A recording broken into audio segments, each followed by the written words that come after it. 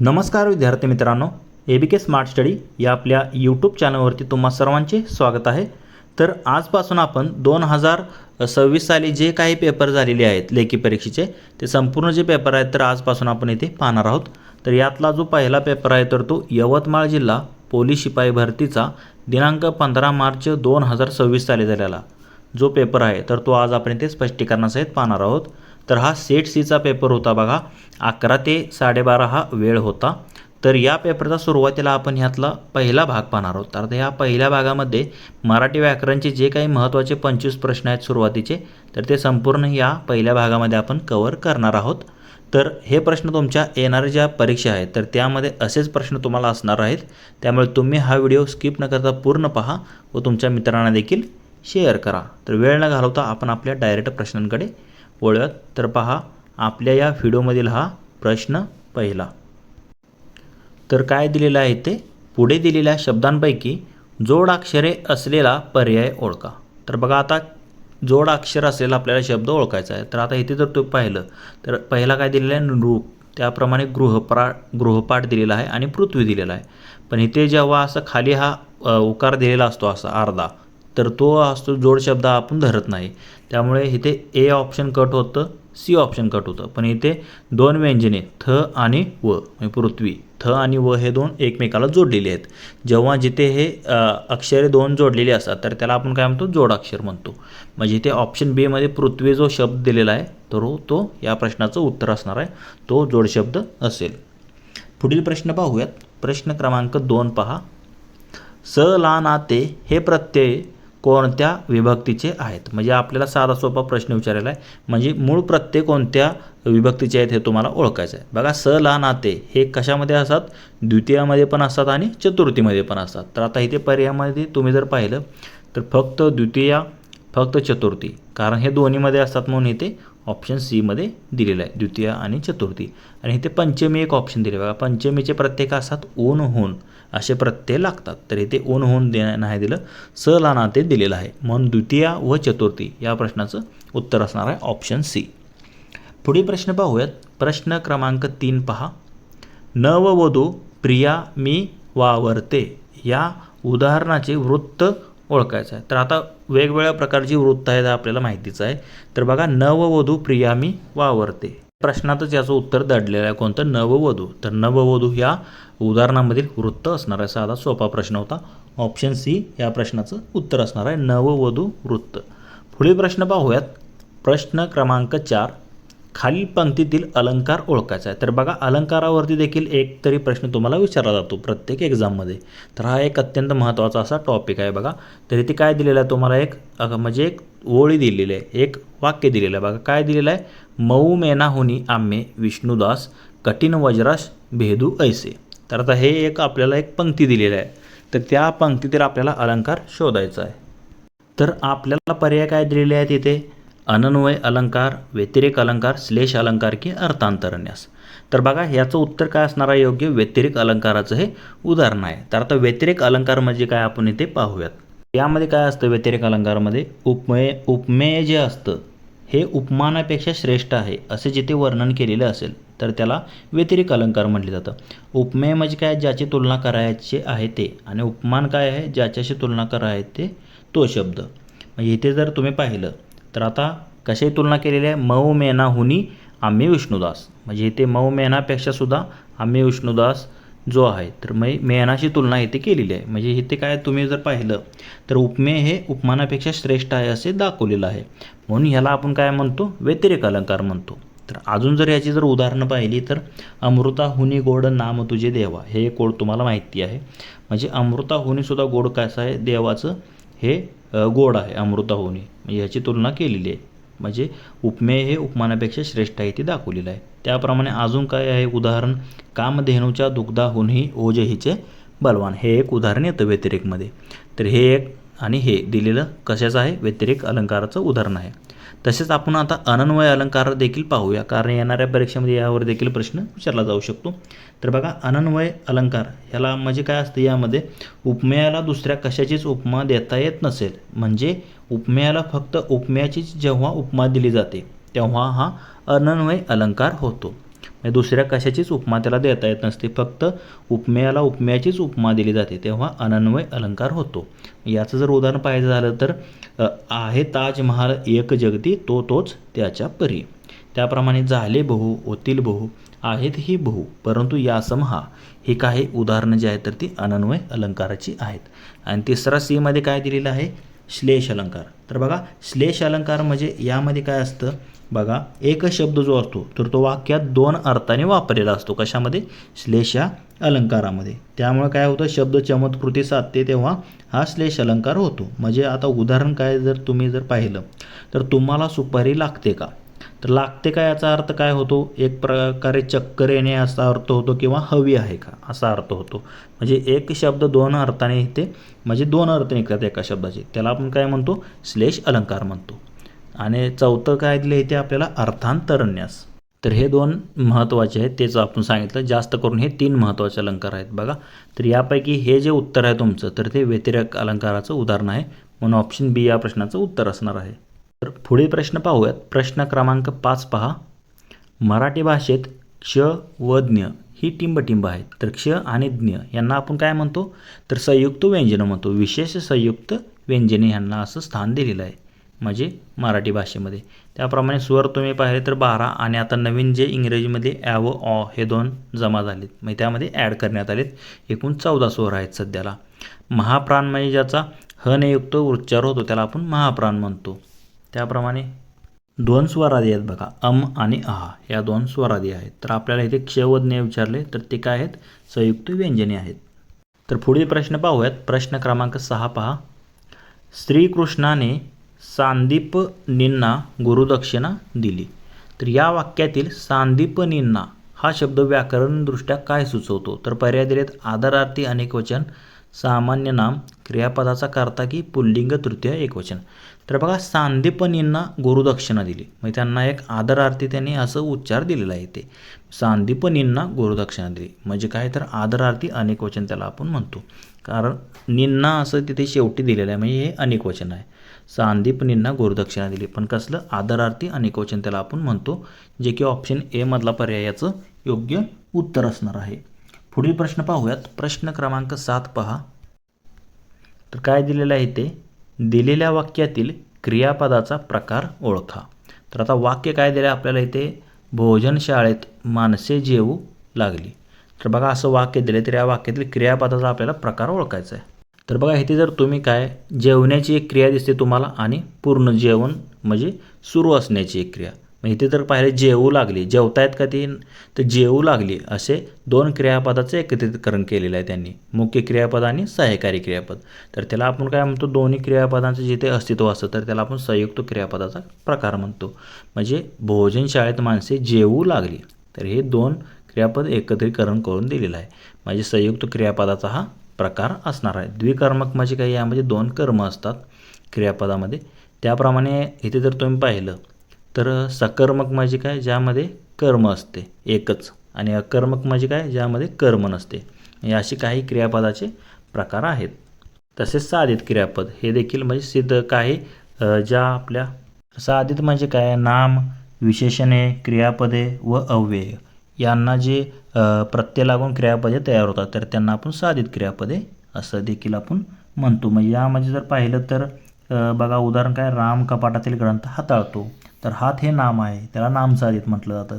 तसेच विशेषण साधित स्थिरावला, अव्यय साधित पुढारली, त्याप्रमाणे अव्यय साधित मागासली, परत नाम साधित कुठलं, पाणावले, डोळे पाणावले. तर हे नाम साधित आणि म्हणजे असे नाम, सर्वनाम, विशेषण यांना प्रत्यय लागून हे बनतात, त्याला आपण साधित क्रियापद असे म्हणतो. तर वरील वाक्य कशातलं आहे, संयुक्त क्रियापदाचं आहे. पुढील प्रश्न पाहूयात. तर प्रश्न क्रमांक 8 बघा.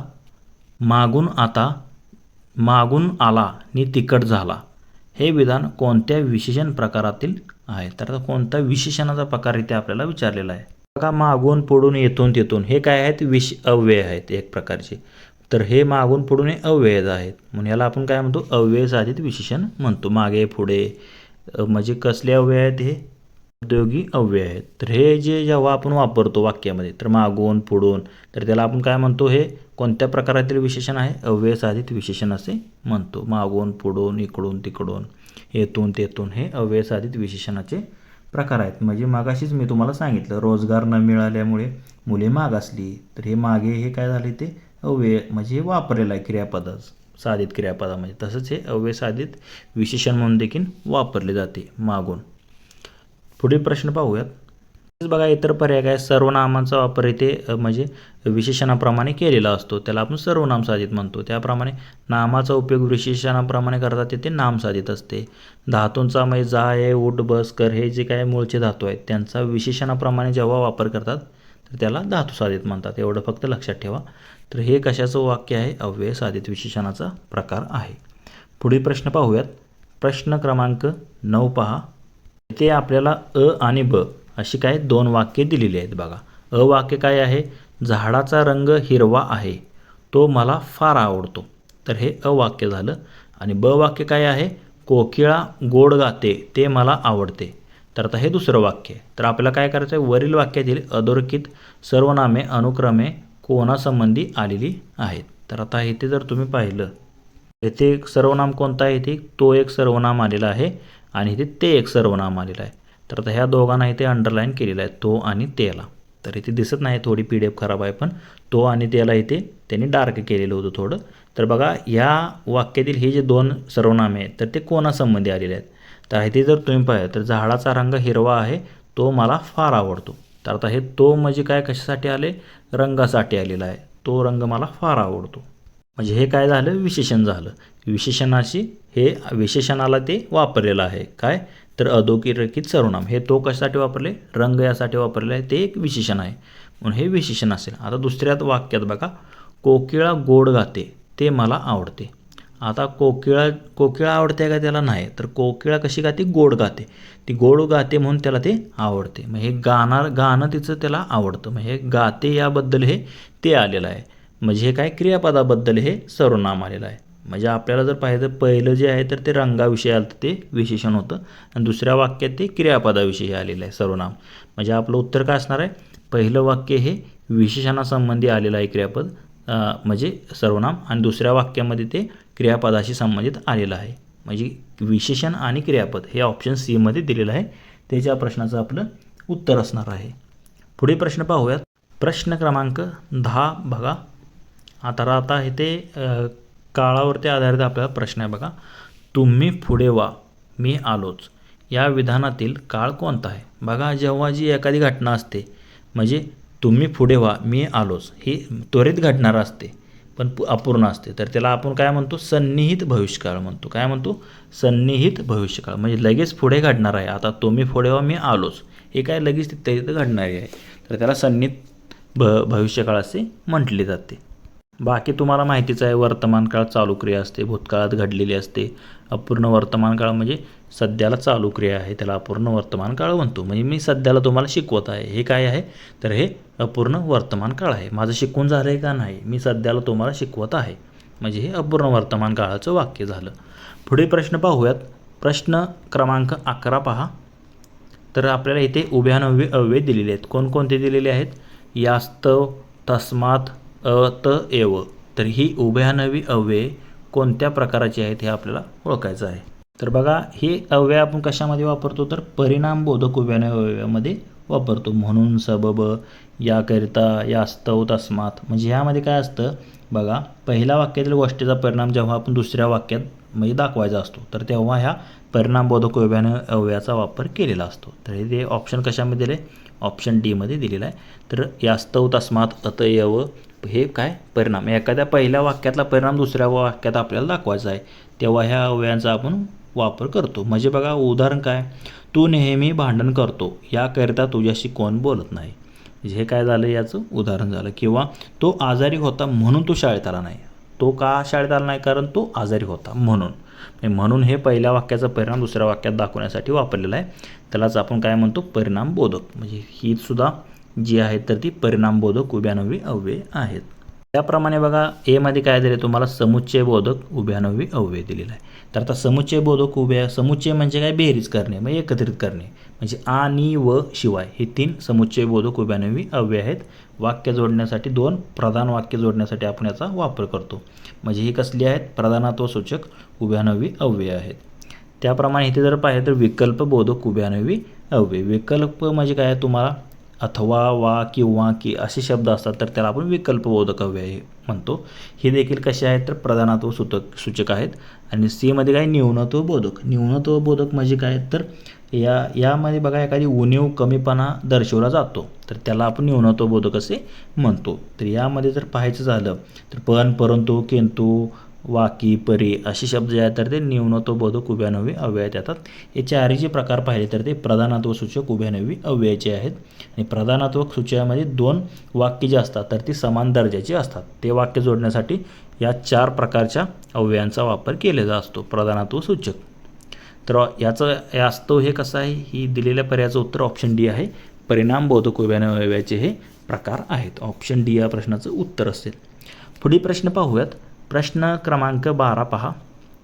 पाखरे घरटी बांधतात या विधानातील क्रियापदावरून प्रयोग ओळखा. तर आपल्याला प्रयोगावरती आधारित प्रत्येक पेपरमध्ये तुम्ही जर पाहिलं तर 1 ते 2 प्रश्न हमखास तुम्हाला विचारले जातात आणि तुमच्या हातचा मार्क आहे आणि खूप काही अवघड यामध्ये नसतं बघा.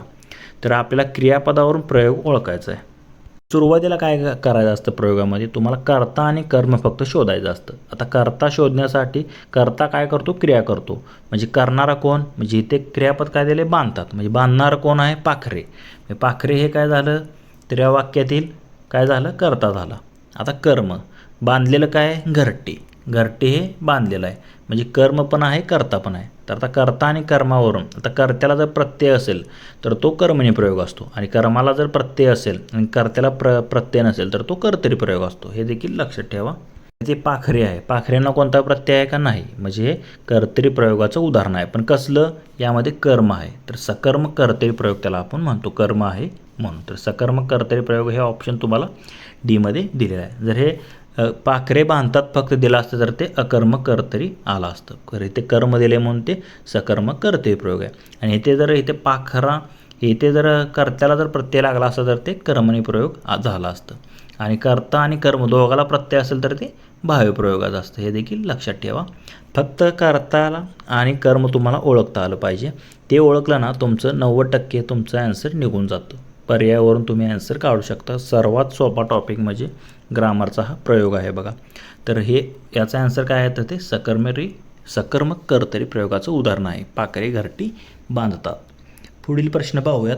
प्रश्न क्रमांक 13 पहा.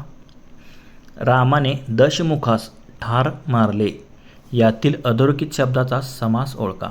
दशमुख म्हणजे काय, दशानन म्हणजेच रावण. म्हणजे रामाने दशमुखास ठार मारले. तर आता ह्याला आता आपल्याला अंडरलाईन केलेलं आहे दशमुखास. तर त्याचा समासाचा प्रकार आपल्याला ओळखायचा आहे. तर बघा दशमुखी म्हणजे काय, त्याचा अर्थ काय होतो, रावण होतो, ज्याला 10 तोंडे होते असा तो.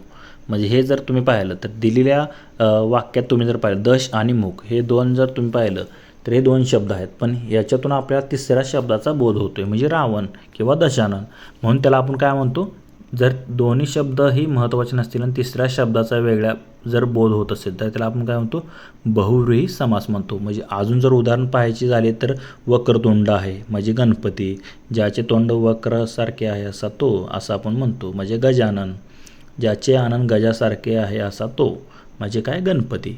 तर हे बहुव्रीही समासाची काही उदाहरणे आहेत. तर दशमुख तसंच जे आहे तर ते बहुव्रीही समासाचं आहे. तत्पुरुष समासामध्ये तुम्ही जर पाहिलं तर काय असतं, दुसऱ्या पदाला जास्त महत्त्व दिलेलं असतं. द्वंद्व समासामध्ये दोन्ही पदांना सारखेच महत्त्व दिलेले असते. आणि अव्ययी भाव समासामध्ये जर पाहिलं तर पहिल्या पदाला जास्त म्हणजे भर दिलेला असतो, पहिल्या पदावर. म्हणजे पहिलं पद हे म्हणजे प्राधान्य असतं तर त्याला अव्ययी भाव म्हणतो. हे देखील लक्षात ठेवा. तर बहुव्रीही समासाचं हे उदाहरण आहे. ऑप्शन सी या प्रश्नाचं उत्तर असणार आहे. पुढील प्रश्न पाहूयात. प्रश्न क्रमांक 14 पहा. त्या अगोदर तुम्हासाठी एक सूचना आहे बघा, आपलं टेलिग्राम चॅनलसुद्धा आहे ज्याची लिंक तुम्हाला प्रत्येक जे आपले व्हिडिओ आहेत त्याच्या व्हिडिओच्या डिस्क्रिप्शन बॉक्समध्ये आपले टेलिग्राम चॅनलची लिंक असते. तिथे तुम्ही टेलिग्राम चॅनल जॉईन करा. कारण तुम्हाला हे जे सर्व पेपर आपण घेत आहोत तर त्याच्या PDF तुम्हाला तिथे फ्रीमध्ये अवेलेबल आहेत. कुठेही तुम्हाला सर्च करायची गरज नाही. फ्रीमध्ये टेलिग्राम चॅनल तुम्ही जॉईन करा व त्यावरती जे काही PDF तुम्हाला मी सेंड करेन ते तुम्ही डाउनलोड फ्रीमध्ये घेऊ शकता. तर याचा आपला प्रश्न क्रमांक 14 काय आहे पहा. आमचे आरोग्य चांगले राहावे यास्तव आम्ही योग करतो. हे कोणत्या प्रकारचे मिश्र वाक्य आहे. तर बघा यास्तव आम्ही योग करतो. तर बघा मिश्र वाक्य म्हणजे काय असतं, हे गौणत्व सूचक उभ्यानं अव्ययानं जोडलेलं वाक्य असतं. तर यामध्ये तुम्ही जर पाहिलं तर 4 प्रकारचे अव्यय असतात. स्वरूपबोधक, यामध्ये म्हणजे, म्हणून, की जे असे अव्यय असतात. त्याप्रमाणे दुसरं काय आहे तर उद्देशबोधक, यामध्ये म्हणून, यास्तव, सबब. तर आता इथे म्हणून इथे यास्तव वापरलेलं आहे, तर हे उद्देशबोधक झालं. त्याप्रमाणे तिसरं काय असतं कारणबोधक असतं, त्यामध्ये कारण, का, की असे उभ्यानं अव्ययांचा वापर केलेला असतो. आणि चौथा प्रकार कुठला मिश्र वाक्यातल्या अव्ययांचा तर संकेतबोधक, यामध्ये संकेत म्हणजे अट दर्शवलेली असते. उदाहरणार्थ जर, तर, जरी, तरी, जेव्हा, तेव्हा, म्हणजे, की असे शब्द वापरलेले असतात. तर आता ते वाक्य वाचल्यावर कळतं की कोणत्या प्रकारचं आहे ते. तर आता इथे आमचे आरोग्य चांगले राहावे यास्तव आम्ही योग करतो, म्हणजे आरोग्य चांगले राहणे हा आमचा उद्देश आहे, म्हणून किंवा यासाठी आम्ही काय करतो योग करतो. म्हणजे हे काय आहे उद्देशबोधक हे प्रकारचे मिश्र वाक्य आहे. कुठलं उद्देशबोधक अव्ययाचा वापर केलेला आहे म्हणून हे उद्देशबोधक या प्रकारचं वाक्य आहे. तर बाकी तिघांबद्दल आत्ताच मी तुम्हाला सांगितलेलं आहे. तर ऑप्शन सी या प्रश्नाचं उत्तर असणार आहे. पुढे प्रश्न पाहूयात. प्रश्न क्रमांक 15 पहा. तर बघा अभ्युदय या शब्दाची संधी सोडवा. तर बघा संधी आणि संधीचे प्रकार यावरती देखील तुम्हाला हमखास एक प्रश्न विचारला जातो. तर तसाच एक प्रश्न इथे विचारलेला आहे अभ्युदय. तर या शब्दाचा आपल्याला काय संधी विग्रह करायचा आहे किंवा सोडवायचे. तर बघा अभ्युदय कसा होतो अभि अधिक उदय, तर अभ्युदय असा तयार होतो. तर हे तुम्हाला कशामध्ये दिलं आहे तर सुरुवातीला ए मध्येच दिलेलं आहे पहा. तर याची संधी काय म्हणते अभ्युदय म्हणते, म्हणजे याचा विग्रह काय होतो अभ्युदयचा अभि अधिक उदय. इथे जर तुम्ही पाहिलं अभि ई आणि उदयचं उ, इथे जर तुम्ही पाहिलं तर हे स्वरसंधीचं उदाहरण आहे अभि अधिक उदय अभ्युदय. ऑप्शन ए या प्रश्नाचं उत्तर असेल. जेव्हा स्वर आणि स्वर एकत्र येतात तेव्हा स्वरसंधी, स्वर आणि व्यंजन किंवा व्यंजन आणि स्वर एकत्र आलं तर व्यंजन संधी असते, आणि विसर्ग आणि स्वर किंवा विसर्ग आणि व्यंजन हे एकत्र आले का विसर्ग संधी असते. हे 3 संधीचे प्रकार तुम्ही मेन लक्षात ठेवा. तर याचं उत्तर असणार आहे अभ्युदय म्हणजेच अभि अधिक उदय. पुढे प्रश्न पाहूयात. प्रश्न क्रमांक 16 पहा. समान अर्थाच्या म्हणींचा योग्य पर्याय निवडा.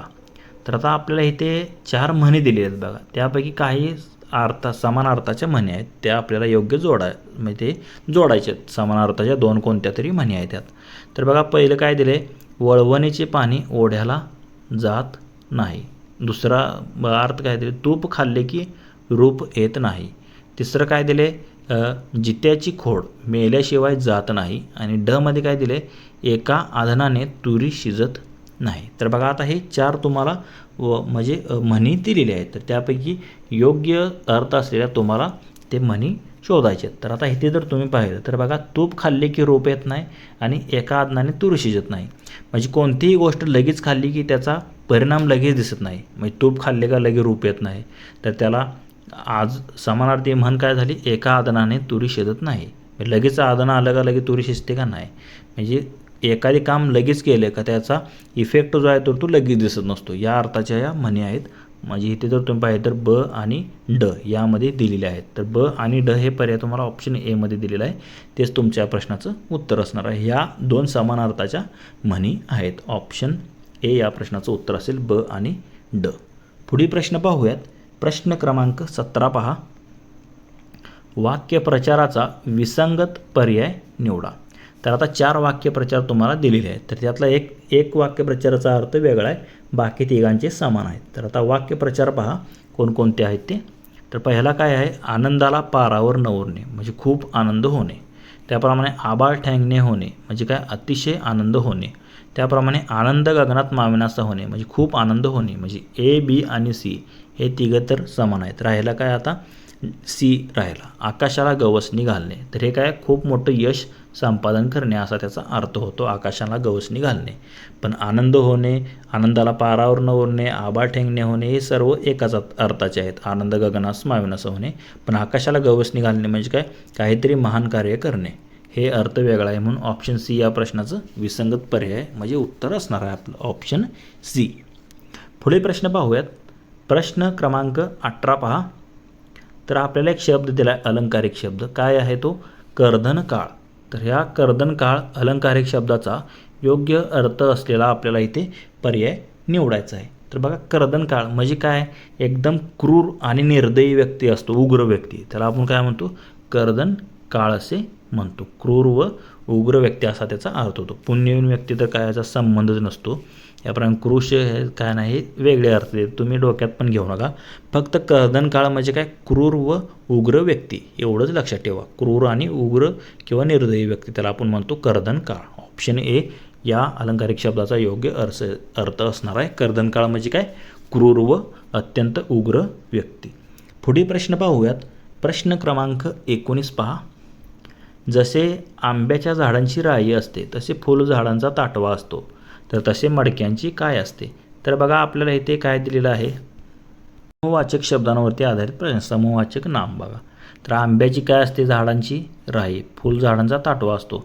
तसे मडक्यांची काय असते, उतरंड असते. काय असते, मडक्यांची उतरंड असते. ऑप्शन बी या प्रश्नाचं उत्तर असणार आहे. मडक्यांची उतरंड असते.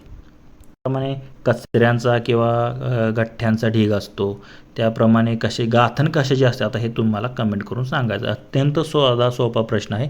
गाथण कशाची असते हे तुम्ही मला आता कमेंट करून सांगायचे आहे, कारण तुमचा हे अभ्यास किती आहे हे मला तुमच्या कमेंटवरून कळणार आहे. गाथण कशाची असते हे तुम्हाला कमेंट करून सांगायचं आहे. मडक्यांची उतरंड असते. ऑप्शन बी या प्रश्नाचं उत्तर असेल. पुढील प्रश्न पाहूयात. प्रश्न क्रमांक 20 पहा. तर काय दिलेलं आहे आपल्याला इथे, रोम एका दिवसात बांधले गेले नाही, तर या म्हणीचा अर्थ पुढीलपैकी कोणता आहे? किंवा म्हणजे एखादी मोठी गोष्ट आहे ती तर ती एका दिवसात तयार होत नसते. म्हणजे ताजमहाल एका दिवसात बांधला गेला का नाही, तसाच एक अर्थ आहे, म्हण आहे, रोम एका दिवसात बांधले गेले नाही. तर या म्हणीचा अर्थ आपल्याला शोधायचा आहे. तर आता 4 पर्याय तुम्हाला इथे दिलेले आहेत. एक पहा, कोणत्याही गोष्टीसाठी विशिष्ट अवधी लागतो. तर बरोबर आहे, कोणत्याही गोष्ट करायची झाली तर काहीतरी त्याला कालावधी लागतोच. म्हणजेच त्याचा अर्थ होतो रोम एका दिवसात बांधले गेले नाही. हेच आपल्या या प्रश्नाचं उत्तर असणार आहे. बघा, जसे तसे शब्द आले वाक्यात उत्तरामध्ये तर ते पहिला कट करायचं, कारण त्याचा म्हणीचे जे अर्थ असतात तर ते जसे शब्द त्याचे अर्थ वेगळे असतात. म्हणून हे रोम आलं हे कट करा. एकसारखे काम करत राहणे याचा काय संबंध नाही. काम नसलेला नशीब, हे काय अर्थ यांचा चुकीचा दिलेला आहे. फक्त लक्षात काय ठेवायचं, कोणत्याही गोष्टीसाठी विशिष्ट अवधी लागतो. म्हणजे कोणतीही गोष्ट लगेच घडत नसते एवढा त्याचा अर्थ आहे, ते लक्षात ठेवा. ऑप्शन ए या प्रश्नाचं उत्तर असणार आहे. पुढील प्रश्न पाहूयात. प्रश्न क्रमांक 21. तत्पूर्वी मित्रांनो, तुम्हाला या व्हिडिओबद्दल म्हणजे शिकवण्या पद्धतीबद्दल आमच्या काय वाटते ते तुम्ही मला कमेंट करून सांगा, कारण तुमच्या प्रतिक्रियानुसारच आपण पुढची जे काय आहे तर ते व्हिडिओ पाहूयात. तर प्रश्न क्रमांक 21 पहा. विसंगत जोडी ओळखा. तर आता 4 पर्याय दिलेले आहेत आपल्याला. अनुकूल, प्रतिकूल, अपात्र, सत्पात्र, अप्रतिम, साधारण आणि उकार, होकार, नकार आणि होकार. डीमध्ये काय रुकार आणि होकार दिले, तर इथे काय पाहिजे होतं, नकार पाहिजे होतं, तिथे रुकार दिले त्यांनी. म्हणजे हे चुकीचं आहे. बाकी अनुकूल, प्रतिकूल, अपात्र, सत्पात्र, अप्रतिम, साधारण हे विरुद्धार्थी शब्दांच्या जोड्या आहेत. विसंगत जोडी आपल्याला ओळखायची होती रुकार, होकार. तर इथे काय पाहिजे होतं, नकार आणि होकार पाहिजे होतं. म्हणून हे ऑप्शन डी चुकीचं दिलेलं आहे, विसंगत आहे. तेच आपल्या या प्रश्नाचं उत्तर असणार आहे. पुढील प्रश्न पाहूयात. प्रश्न क्रमांक 22 पहा. गण्या म्हणजे शुद्ध नंदी बैल. तर आता या वाक्यातील शब्दशक्ती आपल्याला ओळखायची आहे. शब्दाची शक्ती बघा 3 प्रकारच्या शक्ती आहेत, अमेदा, व्यंजना आणि लक्षणा. तर या प्रकारे तुम्ही जर पाहिलं तर गण्या म्हणजे शुद्ध नंदी बैल हे कशामध्ये वाक्य असतं, तर ते लक्षणा या शक्तीचं हे उदाहरण आहे. गण्या म्हणजे शुद्ध नंदी बैल. तर पुढील प्रश्न पाहूयात. प्रश्न क्रमांक 23 पहा. संबोधन दर्शवताना कोणते विरामचिन्ह वापरतात? तर संबोधन म्हणजे काय, एखाद्याला हाक मारतो आपण, तर आता संबोधन दर्शवण्यासाठी विरामचिन्ह कोणते वापरतात हे आपल्याला विचारले जाईल. तर कोणतं वापरतो, मुलांनो असं आपण हाक मारली, मुलांनो ऐका पाहू, म्हणजे थोडा पॉज घेतो, तर तिथे आपण स्वल्पविराम वापरतो. म्हणून संबोधन दर्शवताना स्वल्पविराम हे चिन्ह वापरतात. ऑप्शन ए या प्रश्नाचं उत्तर असणार आहे. पुढील प्रश्न पाहूयात. प्रश्न क्रमांक 24 पहा. तर आता इथे काय दिलं आहे आपल्याला, ऱ्हस्व आणि दीर्घाच्या नियमानुसार पुढीलपैकी योग्य शब्द ओळखा. तर योग्य शब्द आपल्याला इथे ओळखायचा आहे. तर बघा, मी नेहमी काय असतो, दीर्घ लिहिलेला असतो, तर हे योग्य आहे. त्याप्रमाणे आता बीमध्ये काय दिले पहा, तर तू दिलेला आहे. तर आता इथे जर तुम्ही पाहिलं तर तू जे आहे तर हे बरोबर आहे. तुला दुसरा उकार त्याने दिलेला आहे, तर हे देखील दीर्घ असतं तू, तर हे देखील योग्य आहे. मी चुकीचं आहे, ती चुकीचं आहे, कारण तीला देखील दुसरी वेलांटी असते. मग इथे जर पाहिलं तर 3 आणि 4 चुकीचे आहेत. म्हणजे फक्त 1 व 2 जे आहे तर ती योग्य आहेत, जे की ऑप्शन डीमध्ये तुम्हाला दिलेलं आहे. तेच या प्रश्नाचं उत्तर असणार आहे. पुढील प्रश्न पाहूयात. प्रश्न क्रमांक 25 पहा. तर काय दिलेलं आहे आपल्याला, तर आपल्याला अर्थ ओळखायचा आहे. एक वाक्य दिलेलं आहे, क्षण चित्त क्षण वित्त. तर आता हे वाक्य आहे, क्षण चित्त क्षण वित्त, याचा आपल्याला अर्थ शोधायचा. तर पर्याय 4 काय दिलेत, चित्त स्थिर असेल तर वित्त मिळेल, क्षमेसारखे तप नाही, चित्त व वित्त एकच आहे, आयुष्य व धन हे क्षणभंगूर असते. तर बघा ह्याचा अर्थ काय होतो, क्षणचित्त क्षणवित्त म्हणजे काय, आयुष्य आणि धन हे कसं असतं, क्षणभंगूर आहे, म्हणजे तात्पुरतं असतं ते. त्याला कधी ना कधी तर आयुष्याचा तुमच्या अंत होणार आहे किंवा तुमच्यापासून धन असलेलं आहे ते कधी ना कधी संपणार आहे. मग क्षणचित्त क्षणवित्त म्हणजे आयुष्य व धन हे कसं असतं, क्षणभंगूर असतं. काळानुसार ते म्हणजे बदलत राहतं. मग क्षणभंगूर तात्पुरते असतं हे. तुमचे आता काय, तुम्ही किती जरी पैसा कमवतो तो तात्पुरता असतो, किंवा तुमची जी आता तुम्ही तारुण्यावस्थेत आहे का, तुम्ही तरुणच राहणार आहे का नाही, काही दिवसांनी तुम्ही म्हातारेपण होणार आहे. म्हणजे काय असतं, ते क्षणभंगूर गोष्टी आहेत त्या.